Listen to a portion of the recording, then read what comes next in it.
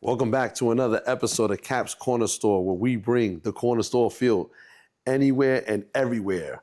And today we are shooting another behind the counter. So this is, again, for those for the first time. Those who are normally here already know the deal. But for those who are tuning in for the first time, this is where the folks in the back, behind the camera, ask me, Caps, a bunch of questions, and I answer them. Pretty much. Pretty much. That's the segment. How you doing today, Caps? I'm doing good, man. What's going on with y'all, man? You know, same old. Regular, degular. Regular, degular. Yeah. Life is lifing. Life has been lifing at a high speed. At an astronomical rate. Oh, we are astronomical. Yeah, man. Damn, we throwing SAT words up in this piece. I feel like we've gone 100 lifetimes in the last 2 months. Yeah, it's been a lot. Yeah, nah, it's been personally, professionally, globally, politically. Yes, It's whew. I could agree. Like it's very peaks and valleys right now. It's peaks. Mm-hmm. It's way up there peaks for sure. It's similar. Mm-hmm. I would say. Mm-hmm. You know, some things are like kind of like on the way down and get into some type of normalcy. Is always some kind of like something always has to be. Yeah, but like then out of whack. Something else comes in and shakes it up again, and we back to where we started. For sure. How are you? For the viewers at home, for the viewers and listeners at home, what advice would you give them for trying to just act like all of this is normal? Because we wake up every morning and there's some new crazy shit that we haven't seen before is happening, but then we got to get up and go to work, or we got to take our kids to school, or we got to do this. We still got to do those things.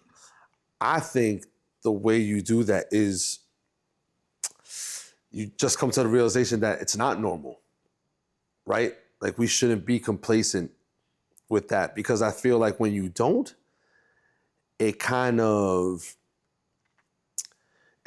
waters down the situation to a normalcy, right? Conflict across the globe, that's not normal, right? Having almost 200 school shootings in a year at this point in time, that's not normal. We're up to 200? It might be more than that. It could be a little less. I'm just throwing numbers out here, right? I'm just using this as an example, right? Like grocery prices being exorbitantly high. Another big word. For no reason. Yeah, exactly. We on some SAT words. Yeah. But I just feel like that's a very slippery slope, trying to normalize stuff that you know in your heart of hearts is not normal. Yeah. But the flip side to that is, I think keeping the things that you have that are normal, like taking your kid to school, right? Like going to work, like, you know, being around people that you trust and enjoy your company with, you know, family, digging into projects, that kind of stuff. I feel like kind of keeps, you know, yourself normal and sane, because again, a lot of the things that are happening around you, most of them are not in your control. But the things that are, I think that's where you kind of hone in and try to keep it normal, you know? Mm-hmm, mm-hmm. Yeah, I think that's some good advice. Yeah.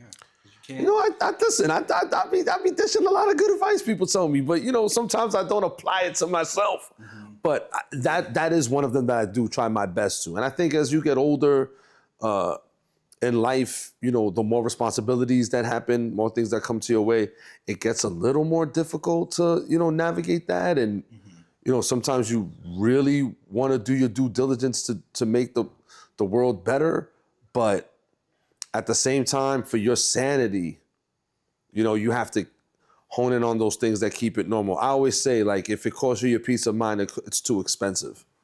You know? So to me, that's a good quote. You know, stick with, hey, you know, hey, listen, you know, the t-shirt line is going to be fire. We'll get into that later. But yeah, I think that's how we keep, you know,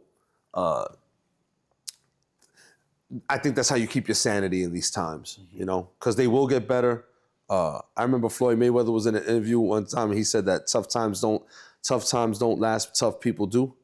So I think keeping things normal helps you toughen up and get by that stuff. Yeah, that's a good one. Yeah. It's just a question of how's your week's been.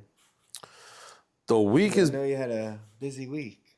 the week's been busy. You know, I coach basketball, youth basketball, at a little school called VCS in Lower Manhattan, and I coach like girls basketball. So I have like 5th grade to 8th grade. So they like kind of split the roster in two.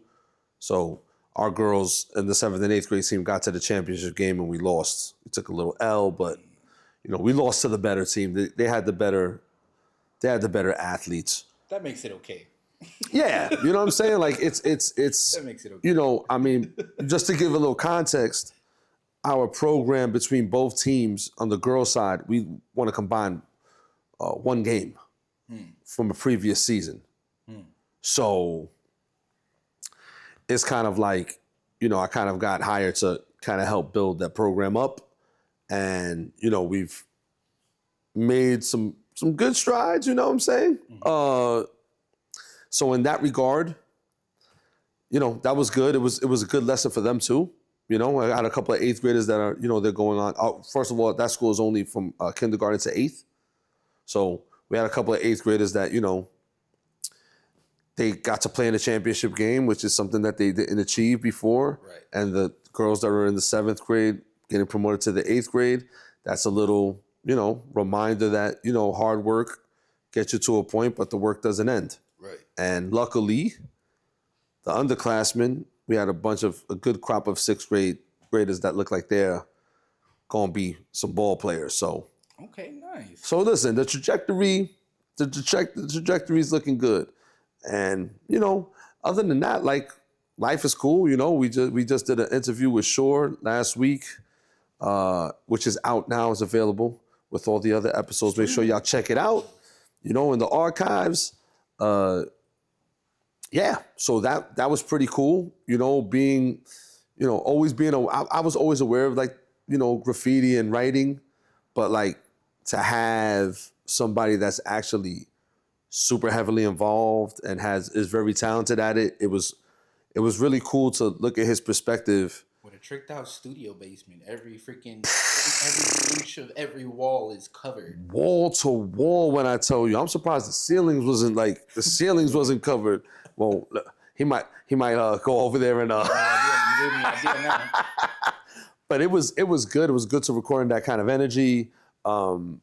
Yeah, Literal creative energy. Literally creative energy. And that's cool because, you know, hip hop, I know like a lot of people only focus on the music part of it, but like, yeah, remember, hip hop is DJing, MCing, graffiti, B-boying.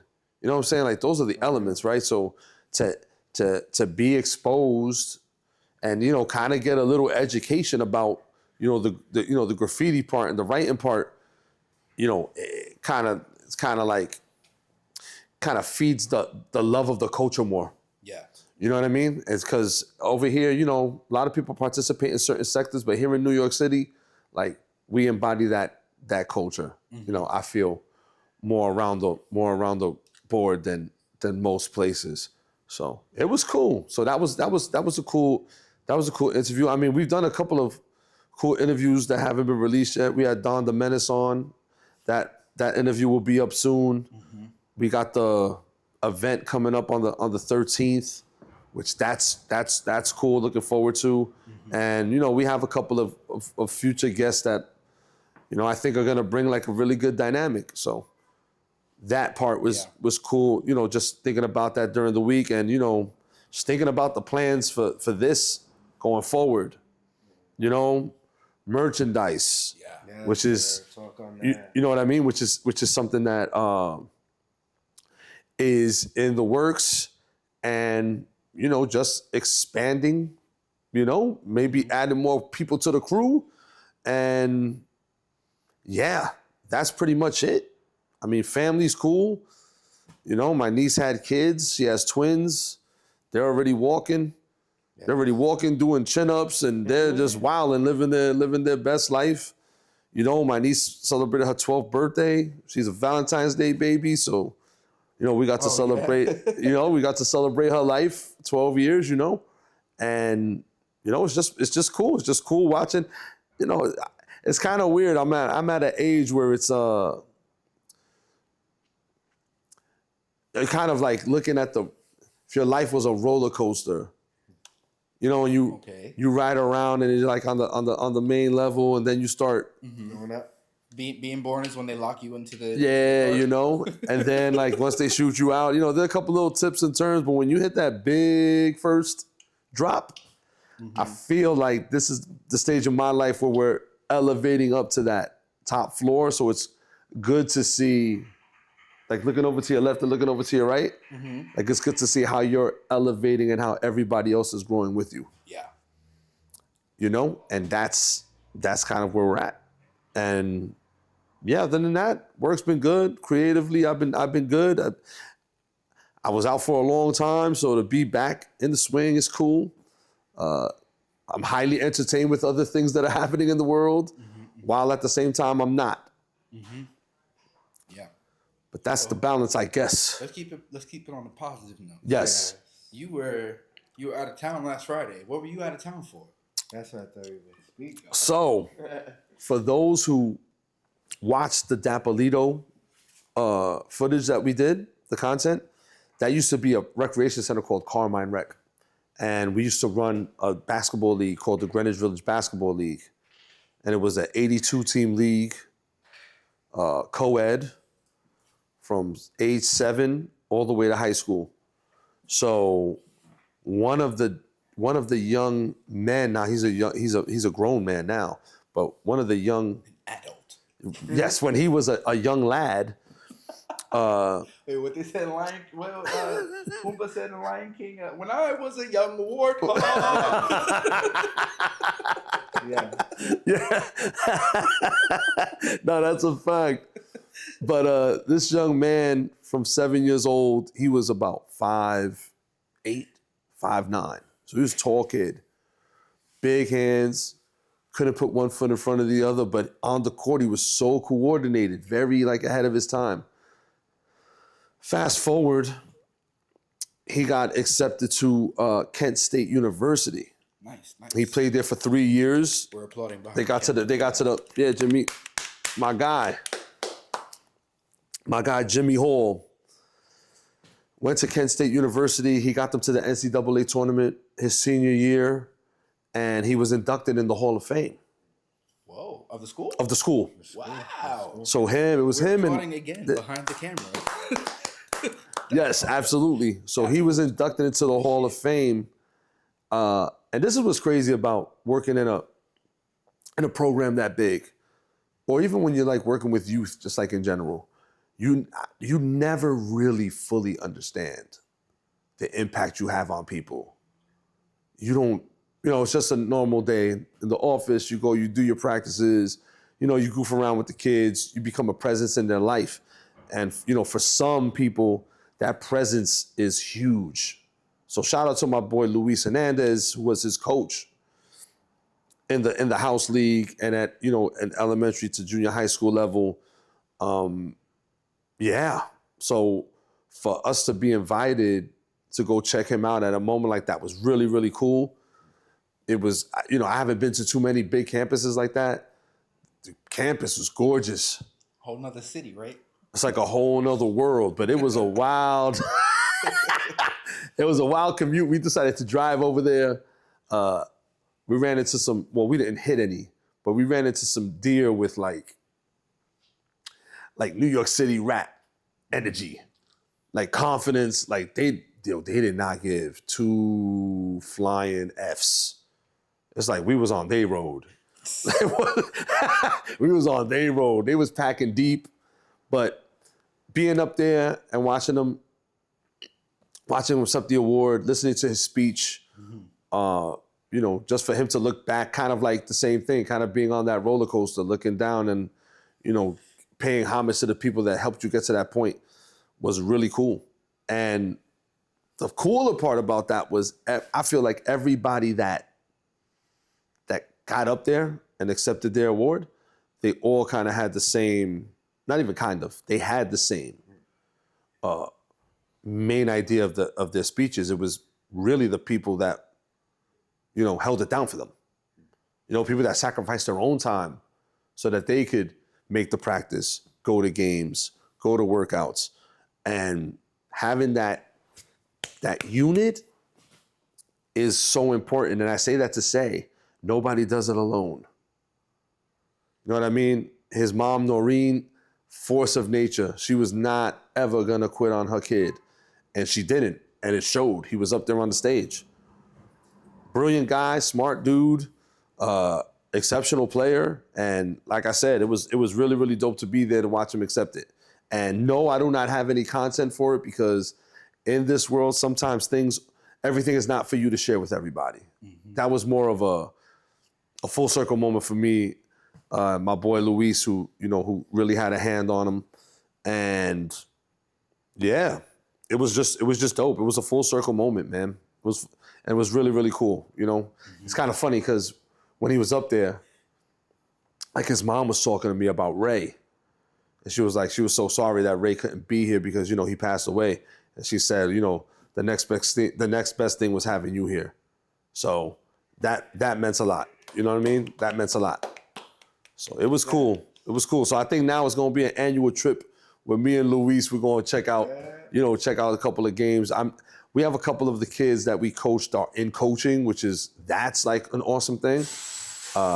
Some of them really coach on like the high school level, the youth level, and some of them are, trying to aspire to be coaches in the bigger field. So some of them are collegiate coaches. So, that might be the new thing where we start checking off the boxes and, showing the continued support, the sport don't end.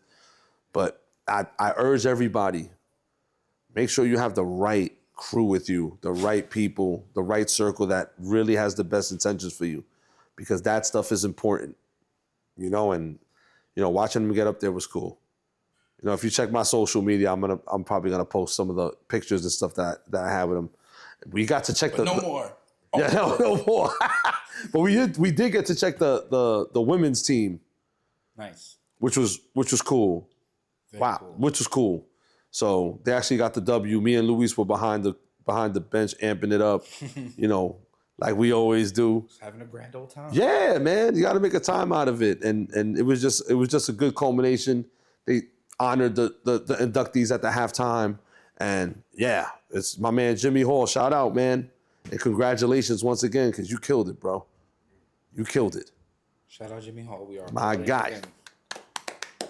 That's a stellar accomplishment. My guy.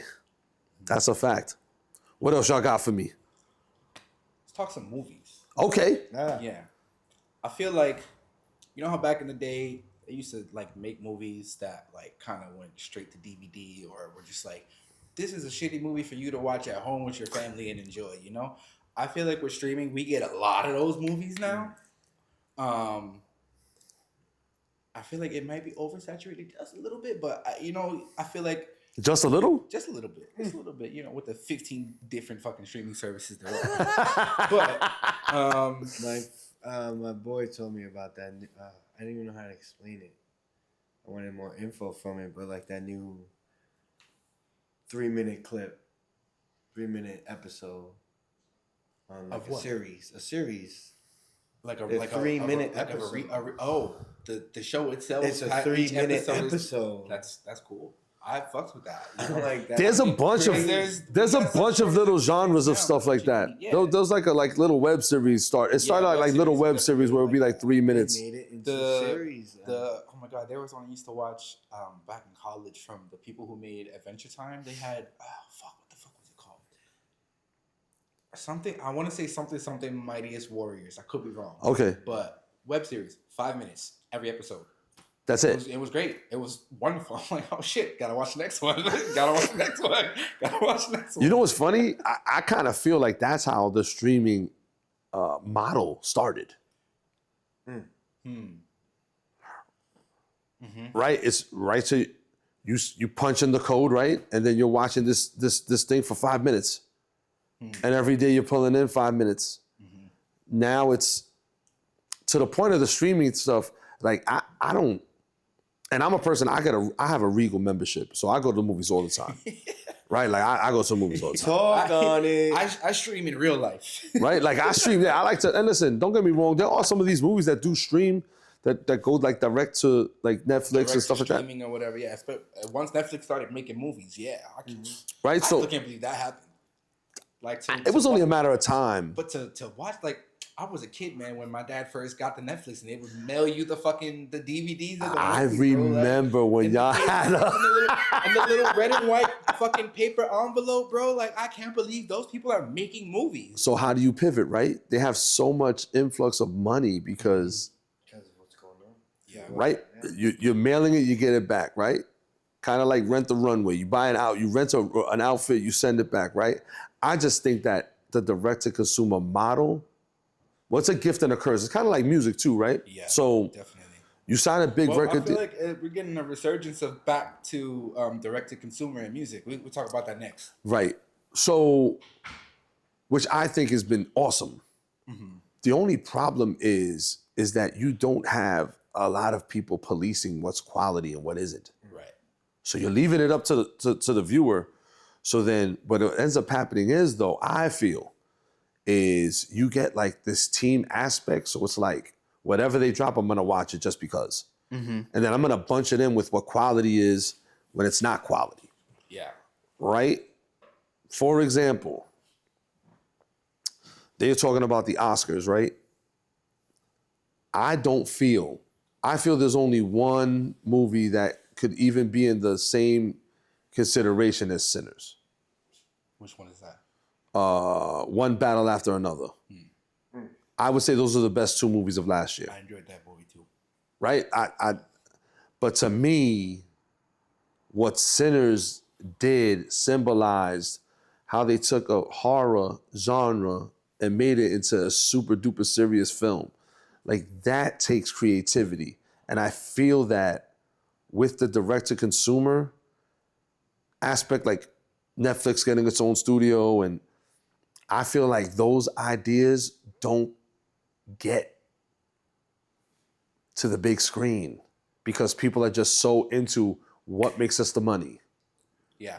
So you're saying like This rom-com makes success, we're going to make a similar one. Yeah. And we're going to give you 30 volumes of it. So, I mean, this is probably an objective truth, but like, so if Sinners was a Netflix movie, like a direct-to-streaming movie, you think it would have gotten the cultural fucking...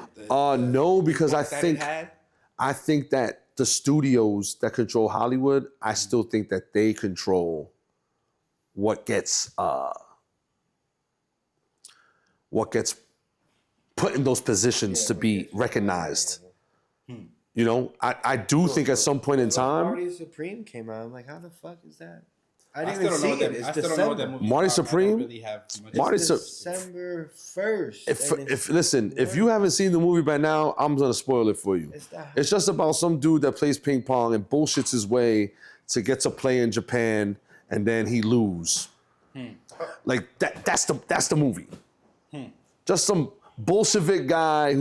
This is. And I've seen like the marketing for it was everywhere. They put. Yeah, like it's just not. It's just not like it's They this. put him at the top of the Vegas sphere. And you saw that? Had him up there and he's freezing, and they did that drone shot. And he's a good actor. Don't get me wrong, but like better than Michael B. Jordan's performance. That's what I'm saying. It can't be. Better than Michael B. Jordan's performance. Can't be. You know, and then we can also speak, you know, on like the differences that Michael B. Jordan and Timothy Chalamet have, you know, and the opportunities that they have. You know, Oh, of course. Because like, yeah, Michael B. Jordan, amazing actor. You know, this is not a stunt that I know people calling him Timmy or whatever. It's not a shot at him or nothing. But Michael B. Jordan worked his fucking ass off to get where he was at. You know, like Timothy Chalamet, he's my age. We both 30. You know. And this dude, I mean, I think he's busted his ass too, but yeah. look at the. But he's at the end of the day, he's still a white straight man. And it's super easy for them to throw him in For sure. And this For movie sure. that is definitely they're trying to make for Oscars. You know, for like it's cool. You know, I like genuinely like it's great. And again, no knock to Timmy or nothing, but it's like Michael B. Jordan been doing this shit, bro. Blood, sweat, and Michael tears. B. He was a Jordan. child. Michael He B. was a Jordan, correct. child. He was on All My Children. All right? Like, he started from All My Children. He was in Fruitville Station. You know, I just think that, like, Wire. I think just The Wire, the greatest TV show on TV history. If you want to debate me, go debate your mom, because it's the greatest show that was ever made. Friday Night Lights, another huge one. Friday Night Lights, another big one. You know, so I just feel like a lot of times you have to start seeing and visualizing how it started and how it got to this point, because I think context matters. And I think that context is something that has been eliminated in a lot of things, Yeah, definitely. you know? But I mean, Netflix has had some really good films, like the documentary series are excellent. Yeah. I'm like in the middle of the Tyra Banks thing, the America's Top Model. That one was crazy. That shit's crazy. Yo, I don't want to spoil it. I mean, I haven't seen the whole I've thing, seen so I'm it not going to already. spoil it, but I've seen it already. pretty good. Pretty dynamic. Fine. Yeah. Little eye-opening.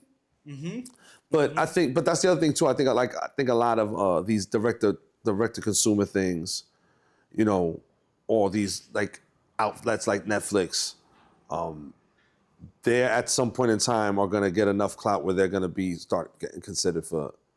They already get nominated for Emmys. I mean, they do put together good TV shows, For Netflix but I just think that I think TV shows are more watered down than movies. I think there's a lot of people that tell me, recommend me a bunch of shows, and I watch like 2-3 episodes, and I'm like, this is not it. That's also. I don't know why you invested 5 years of your I life. feel like it's the same. It's the same amount of intense output in TV and movies And for streaming movies, for yeah. streaming stuff. Because I can say how many times I'm still scrolling through a service, and I'm like, they pay people to make this show? Like, what is this? What is Listen, this even Netflix, about? if you want to give us a check, though, you also Netflix want to give us a check. You know what I mean? But yeah, I agree with you. It's just a lot of it's, and I think there's no Yeah. And oversight is the Yeah. word. yeah, because it's just like, let's put this out. This is gonna make us how much? All right, let's just throw it at the wall, see what happens, you know. And the other thing too, I don't know if you guys know about this, but like when TV shows get to, I think it's season 5, it's supposed to go into like syndication, or it's supposed to the people on the show, the crew, actors, all that, they're supposed to now get residuals. Right. But they normally are canceling shows now at like season 4. Well, I'm gonna be honest with you. Season 3, even if they're super popular, because we don't want to, you know, have people actually getting paid what they're worth for these things.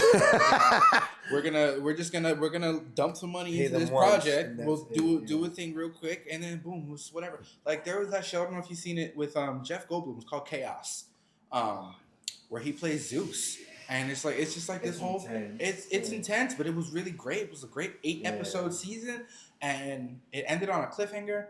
I can't remember too much of the plot because it was a while ago when it happened. But I remember like me and Sam were watching it, and we both were like, "Oh, yo, this is a really great show. Can't wait for season 2." Like a month later, they were like, "Chaos canceled at Netflix." And we're like, "What the hell? A Jeff Goldblum TV show got canceled in season 1? Like." There is. You're on a tightrope, but here's the other thing. Here's another little hot take for me. Every show after 5 seasons gets watered down with the product anyway. That's true. That's I feel that 5 seasons is enough for me to be like, okay, this idea is cool, and I'll enjoy it, and then I could go back and binge it. You know, like on a rainy day, I could go back and view it. And now some shows pulled it off kind of good, kind of well. Like Sopranos could have ended after 3 seasons, in my opinion. The last 2 were, I think, were pointless. Kind of like, again, watered down the idea. It's a bunch of shows. After 5 seasons, I feel like, how's Grey's Anatomy still on? I mean, there's enough doctor shows that bang back the cop shows, all that stuff. Noah, 911 they is bang in season back 9. Scrubs. Yeah, they brought back Scrubs. I mean, Scrubs is legendary That's though. bro. legend. I see this show, The Pit, going on for quite a while. You know, like it's. So I hear it's a great show, but again, like it's just I don't know, man. I for my palate, I'm not the Murder in biggest. a building. That's what I've been on. Oh, Only Murders. Only in, Murders in the Building. That's the Steve Oh my Martin, God. Selena Gomez show. I'll give you an example. It's so I'll give you an good. example. I think the last great TV show I seen was Better Call Saul. Like great TV, like great acting, great plot. Yeah. Even though it was a prequel story Yeah. to Breaking Bad, I kind of like it better than Breaking Bad to me. Yeah, I feel like a big issue with a lot of TV shows. I feel like at a certain point, like as you were saying, season 5. Right. I feel like writers and showrunners kind of don't really care to respect the viewer. You know, it's kind of just like, all right, Look at Game of Thrones. Yeah, let's just do some bullshit, you know, because we're so deep in it at this point, and we ran the budget up. And we got the budget up. Yeah, you know. Or you know what's even worse than that? Honing in, focusing, and trying to just tell a story. I continue telling the story the same way that you've been doing it. The other thing too is a lot of these writing groups, the head writer, they'll get another gig. Oh yeah, and just And they're like, okay, well, listen. Especially if the show they were writing for got hot, yeah. Like Game of Thrones, they ended up getting the Star Wars stuff. That writer bounced. They were going pretty much by what the book was going through. So they didn't even have a blueprint. And I didn't mind some of the episodes. Like, who doesn't like to watch a dragon burn down a whole village? Like, why do you have dragons anyway? But like to see who ended up on as the emperor of the Six Kingdoms, that was corny, bro. And again, 2 seasons too long. Yeah. But that's my hot take. I came to the Game of Thrones train pretty late. Oh no, I watched it. Late. I'm with you. I was the 7th season. I just rewatched it with Dave, actually, Graphs, with Dave. And he waited for me to watch it because he had watched the show and he was waiting for the season to happen. So he was rewatching the show over again and watching watching the episodes that he really liked. And a lot of those shows there's so many other little characters that sometimes you didn't see something, develop, you know? So what I remember reading was while they were filming, I think once they got to maybe season 6 or season 7, the show had surpassed where the books were at.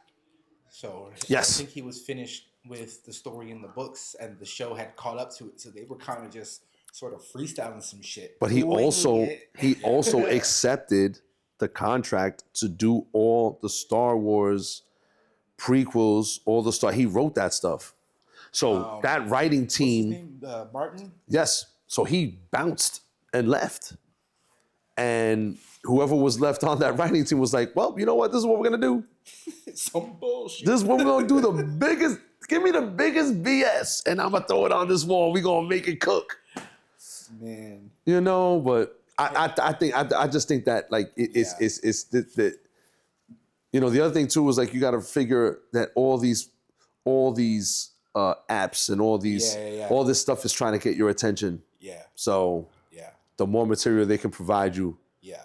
You know? I mean, you know, they bunked it on the end of that stuff, but you know, I still to this day, the episode Hard Home and Battle of the Bastards, I think are two of the most excellent TV episodes. The Red Wedding was tough. Red Wedding was tough, but everybody loves the Red Wedding because big shocker. But the Hard Home episode where the Castle Black folks are for the first time fighting the White Walkers. That was tough. That was scary. I was like, oh my God. That was tough as fuck. Oh my God. But I'm not gonna lie, the bells. I know a lot of people don't. Me, I'm like, you got dragons, you gotta be dragoning. You gotta be dragoning, bro. You gotta be. Did you watch House of the Dragon though? No. Okay. I'll wait till it's like almost done, and then I'll binge it. I will say wait till this 3rd season comes out because there's a lot more dragons because it's a prequel to Game of Thrones, so you're actually during the time of when the dragons were still around and the Targaryens were actually flying them and stuff. But there's supposed to be this huge big war that happens, but it's the first 2 seasons they're just setting it up. They're teasing it. Winter. Hey, listen, it took 7 seasons for winter to come. It did. But it's like but the crazy thing is because like House of the Dragon, like that's the the whole plot is like this war that's happening, you know. So it's like, all right, cool. Like, how long y'all gonna milk this until we actually get to the? We want to see the war. We want to see the like. There's some fighting in there. There's like a little. There's some. Nah, we need some murderers. We need some. No, I want a war. We need some people. I'm like, you can't advertise to me that this is gonna be a show about, you know, a very pivotal war in this universe, and you taking 4 seasons to get to the war. Didn't you learn from the last show? God damn. I will say the new one that they just dropped, the Night of the Seven Kingdoms, pretty good. Only 6 episodes, and they're pretty short. They're like half-hour episodes or so. The first 2 is, in my opinion, I think for a 6-episode season, they kind of dragged setting it up in those first 2 episodes, but it picks up for sure, and it makes up for it. I feel like Game of Thrones is becoming like Lord of the Rings. I'm done. They're milking it, bro. I'm ringed out, bro. They're milking it. I'm ringed out, man. Like, They're milking it. They just announced they're doing. I think there's two theatrical movies that are going to be coming out for Game of Thrones stuff. Oh my God. If it ain't Arya Stark based, I don't want nothing to do with it. Yeah, I don't think they're doing her. That's my homie. I think they're doing Aegon's Conquest. Aegon the 4th, maybe, I think. That's not the dude that was in the Game of Thrones series. No. Thank God, bro. That character was so lame, this bro. Be before that. All right, this is so lame. And then I read there was another one that somebody else is doing somewhere, but it's the people who wrote Dune, who did the Dune movies. They're doing this Game of Thrones movie. I watched the original Dune. I got no interest in the new one. Kind of like I have no interest in I actually watched the Neutron movie, and it looked stunning. Jimmy Neutron? No, Tron. Tron. Tron. Neutron. No, the Neutron movie. Jimmy Neutron. All right, guys, cut. We're done. I was like, what does Jimmy Neutron have anything to do with what we're talking about? I was like, the Jimmy Neutron movie from 5? When did this happen, bro? Nah. The Tron movie was it looked stunning, but the plot was just horrible, man. Like, why? Jared Leto's in that movie. Jared Leto is the new what you call it? Who was my man that be always doing them little outbursts? He's the new Shia LaBeouf. No, Shia LaBeouf is still the Shia LaBeouf. I mean, like Shia LaBeouf does a movie and the movie ruins a franchise. Oh. Yo, they changed the whole DC. Right though, because the Morbius movie, horrible, terrible. The first Suicide Squad, he's the Joker in that. Terrible. Yo, they switched the whole DC up. They had to make a new one. And they switched the whole DC up. They're like, nah, we can't. We gotta eliminate this from the history. Yep. Yeah, sorry, Jared Leto. Yo, did you know? I found this out a couple months ago. Remember that band 30 Seconds to Mars? Yes. That's him. He's the front man of that band. And they don't perform no more. I wonder why. Just trying to say. What's the one constant across all of these topics? Listen, I didn't make this up. I'm just pointing it out. You know what I mean? Like, I didn't make this up. I didn't listen to me. Folks, I did not sit in my room and think, like, no, this is the facts. Just saying, man, you know? But what do I know? I just I'm just in front of a camera just talking my mess. You know what I mean? So, yeah, Jared Leto, that's a no-no for me, man. Thumbs down, brother. All beef. All smoke. All smoke with Leto, man. Shout out to Jared Leto, man. Just get a good role. Yeah, dude. But, you know, speaking of, let's go on the opposite spectrum. You know, somebody who, even if the movie is bad, you still will enjoy it. For me, I feel like that's Idris Elba. I will watch a bad Idris Elba movie. Not that I can even think of one, but I will say I just watched, this is a new one. Oh, it's not new. It's 2025. It's called A House Filled with Dynamite. He plays the U.S. president. Wow, House Filled with Dynamite. House Filled with Dynamite. How did this title get cleared? So listen. So it's unfortunate because it's very bad. It's very related to what's going on I understand. now globally. So it's like he's the U.S. president. Somebody launches a missile at the U.S. A nuke.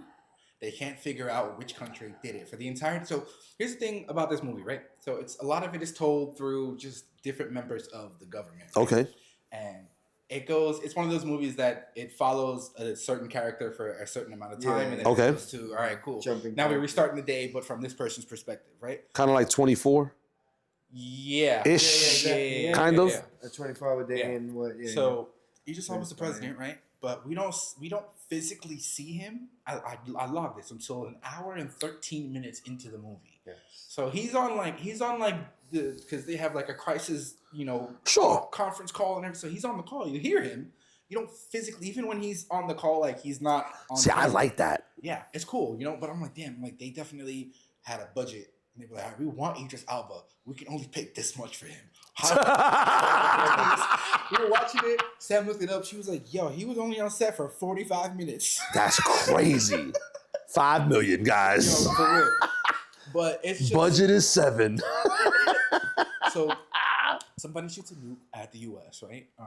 And it's heading for Chicago. It's gonna like destroy Chicago. Thank God it's not in New York for once. Jesus Christ. Every movie, bro. Everybody's movie will blow us up. So the U.S. they send out their 2 missiles to try to Intercept the missile. it. Fails both times, right? from the moment that the missile, from the moment the missile is launched and they get everything together, it's just like it's a countdown clock. It's Got you. Like 20 something minutes before it hits Chicago. So it's just you're seeing some the perspective from the staff, from some of the staffers, from like the Secretary of Defense, Got from you. one of the generals, the operating room, the actual Marines in the room who shoot the missiles and all that stuff, and it's just back and forth. So it gets to the point where it's like the missile's about to blow up Chicago. Like they're literally down to the seconds, and they still don't know who shot the missile. So it's like a big fucking thing. Their last resort is like, all right, cool. If nobody's gonna fess up, we're gonna arm all of our shit and just boom, launch it out. And so like, you don't actually see that happen at the end. Doomsday. You don't actually see that. But they happen give you the thought and idea that that's what. you don't. But it's. I feel like it's very heavily implied at the end of the movie that's what happened, because it's like going to happen. Because it all comes down to Idris Elba's character. He's the president. He's the one that's got to make the call, So he's trying literally everything. Everybody on the call, he's like, okay, you need to go talk to this person, figure out if it was these people, all right, figure out what it is that we can do. That's actually why couldn't he get a big budget? See, why can't you get a big budget for a movie like that? A good movie, yeah. Because see, you raised the question: a good actor in a bad movie. I'll give you a bad actor in bad movies that I enjoy.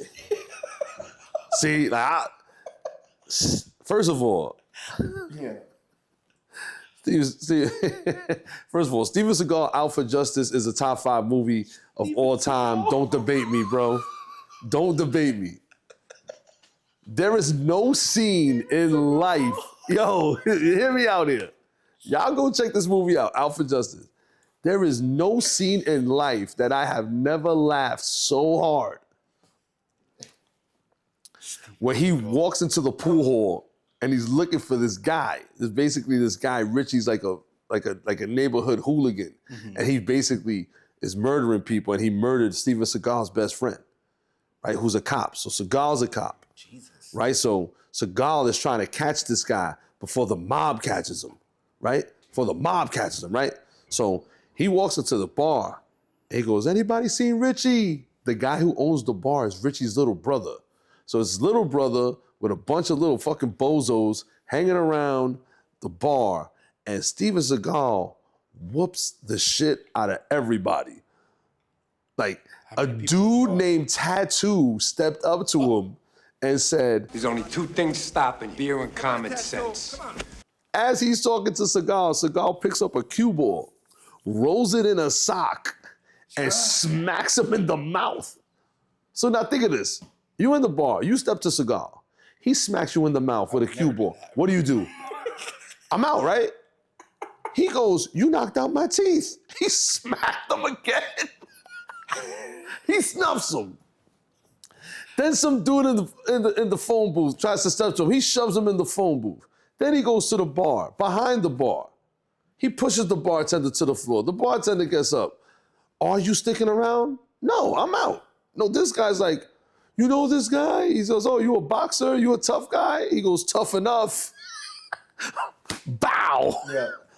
punches him, knocks him out. Then he goes back outside. They going one-on-one. And it's Steven Seagal, so he's actually hitting these people. The one Asian guy is named Sticks. Come on, bro. Let me guess, he got. They go, get him, Sticks. He's got the pool cue. And he's doing all this wow. Yo, get him, Sticks. What's this movie called again? Alpha Justice. Alpha And the Justice. dialogue is hilarious. What's the name? He goes, where's your brother? He's gonna wanna talk to you himself, scumbag. And then he smacks him in the mouth. Yo, that movie, we're gonna have to do something for Patreon when we start it off. We're gonna have to watch that movie, the three of us, and I'm gonna point to you how ridiculously stupid it is, but it's like, I'm in, I'm stuck. Like I'm gonna watch the whole car wreck happen. So yeah, I one up you on that. I'll give you a bad actor in a bad movie. Every time it's on, I'm watching it. I got plans, you know I'm late. If you say, yo, Caps, I got this event, man. If I pull up late, just know I was watching Out for Justice. Just know I was watching. Anybody see Richie? Sorry I didn't make it to your birthday dinner the other night, but I was watching Alpha Justice. Anybody know why Richie did Bobby Lupo? I watched Alpha Justice twice today. Oh, he was so horrible. But shout out to Steven Seagal, because that is so entertaining, man. That's an entertaining flick. We need more movies like that, man. We do need more movies like that. All right, y'all. That's it for this edition of Behind the Counter. Appreciate you guys in the back behind the counter giving me the questions. And you know, I think we touched on some good things. Shout out to Jimmy Hall once again. Kent State legend now, New York's own. Was a blessing to be there. Like, share, subscribe, comment. Hope you guys enjoy. We'll see you at the corner store. And as always, stop making stupid people famous. Peace. Shout out to Dave's. Make sure you like, share, subscribe, and comment. Hope you enjoy, and see you at the corner store. Peace.